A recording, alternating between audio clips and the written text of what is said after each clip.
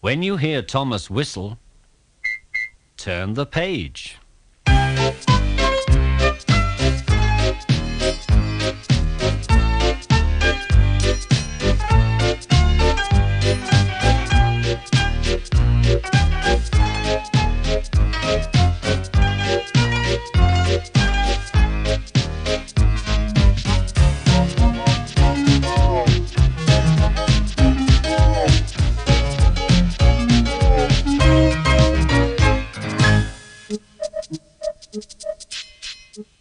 Edward, Gordon and Henry.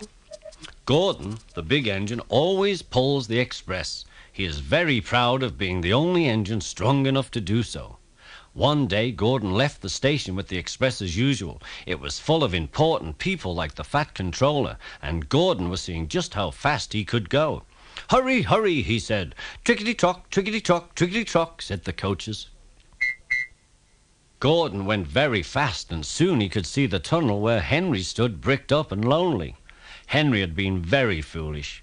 He had gone into the tunnel and wouldn't come out again because he was afraid that the rain would spoil his lovely green paint.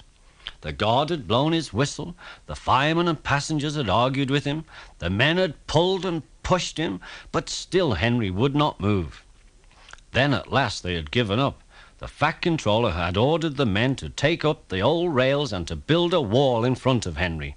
The other engines had to use the tunnel at the other side. Now Henry wondered if he would ever pull trains again. "Oh dear, will the Fat Controller ever forgive me and let me out?" he said to himself that day as he watched Gordon getting closer and closer to the tunnel. "In a minute," Gordon said, "I'm going to poop at Henry and rush through the tunnel and out again into the open." He was almost there when, crack, whoosh! And suddenly there he was, going slower and slower in a cloud of steam. His driver stopped the train. "What has happened to me?" asked Gordon. "I feel so weak." "You've burst a safety valve," said the driver. "You can't pull the train anymore." "Oh dear," said Gordon. "We were going so nicely too. And look, there's Henry laughing at me."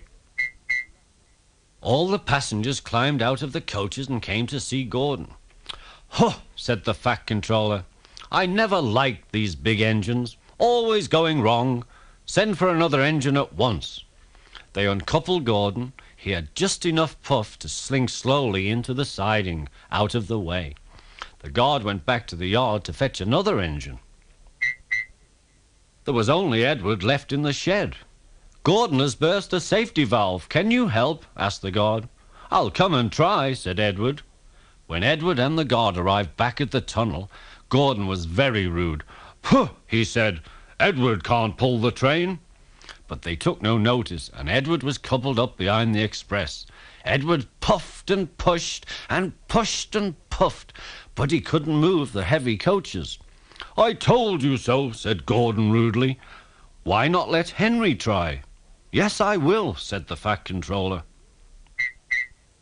"Henry, will you help to pull this train?" he asked. "Oh, yes," said Henry at once. "At last," he said to himself, "the Fat Controller has forgiven me." So Gordon's driver and fireman lit Henry's fire. They broke down the wall and put back the rails. When Henry had built up steam, he puffed backwards out of the tunnel. He was dirty and his boiler was black. He was covered in cobwebs. "Oh, I'm so stiff, I'm so stiff," he groaned.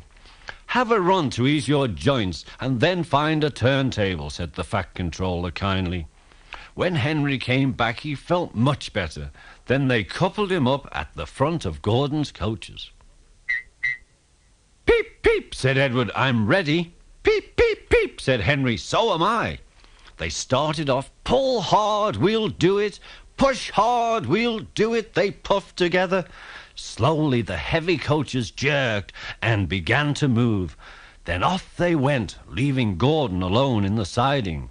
They went faster and faster. "We've done it together, we've done it together," said Edward and Henry. "You've done it, hooray! You've done it, hooray!" sang the coaches. All the passengers were excited. The Fat Controller leaned out of the window to wave to Henry and Edward. but the train was going so fast that his hat blew off into a field where a goat ate it for tea. The engines didn't stop until they came to the station at the end of the line. All the passengers climbed out and thanked Henry and Edward. The Fat Controller was very pleased. He promised Henry a new coat of paint. On their way home, Edward and Henry helped Gordon back to the shed. All three engines are now great friends. Henry doesn't mind the rain anymore. He knows that the best way to keep his paint looking nice is not to run into tunnels, but to ask his driver to rub him down when the day's work is over.